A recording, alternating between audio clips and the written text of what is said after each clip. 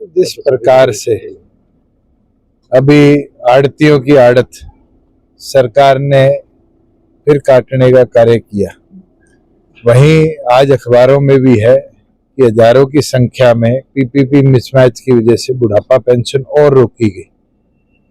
साथ में लाडो लक्ष्मी योजना के 1000 रुपया सरकार कम दे रही है, ये कहती हुई कि इसकी एफडी करा दी।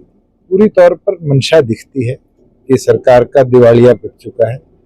मुख्यमंत्री प्रदेश के अलग अलग जिलों में दौरा तो कर रहे हैं कि बजट के सुझाव दो। वित्त मंत्री के तौर पर तो सरकार के खजाने को भी देखने का काम करे कि क्या उस दौरे से जो सुझाव आए हैं उनकी इम्प्लीमेंटेशन सही तरह से हो, उसके लिए सरकार के खजाने में पैसा है या नहीं।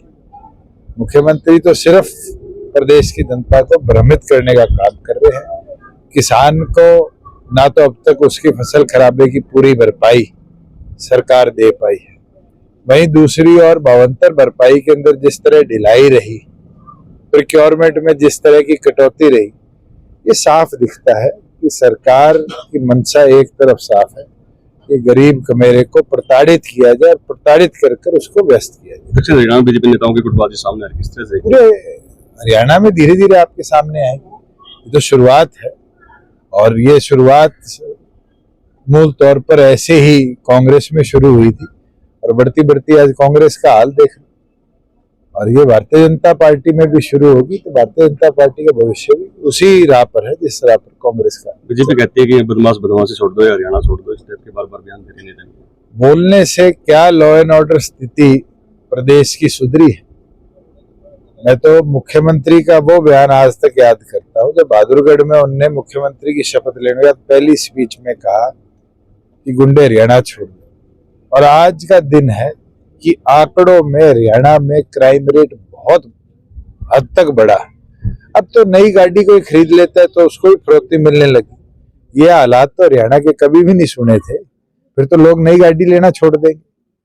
लॉ एंड ऑर्डर कट्रेल करने में मुख्यमंत्री पूरी तौर पर विफल है। सर, ब्रजेंद्र सिंह सदभाव यात्रा निकाल रहे हैं, कल एक बयान आया था कि नारे लगाने से कोई सीएम नहीं बनता। अगर नारे लगाने से मुझे एक चीज तो बताओ, सद्भाव किस चीज का?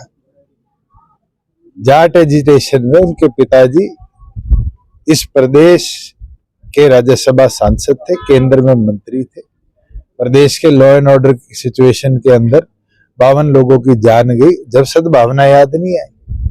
किसान आंदोलन के दौरान 80 के अंदर ट्रैक्टर यात्रा तो आप सबने देखी थी, पार्लियामेंट में जाकर वोट उनने दिए, जब उनको याद नहीं सद्भावना। मुझे तो एक चीज देख के हैरानी होती है कि बीजेपी में बैठ के 10 साल अच्छे अच्छे पदों पर रहे और कांग्रेस में आते ही सद्भावना याद आ गई। और सद्भावना किसके प्रति? इस प्रदेश को बांटना, जातिगत तौर पर इस प्रदेश को तोड़ना, इस चीज की सद्भावना हरियाणा नहीं चाहता। हरियाणा प्रगति चाहता है और प्रगति के लिए लड़ाई लड़नी थी।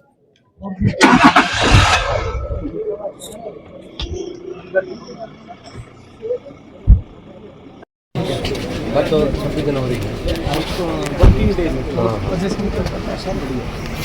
आपको बोल तो दिया भी वर्किंग डे में जाके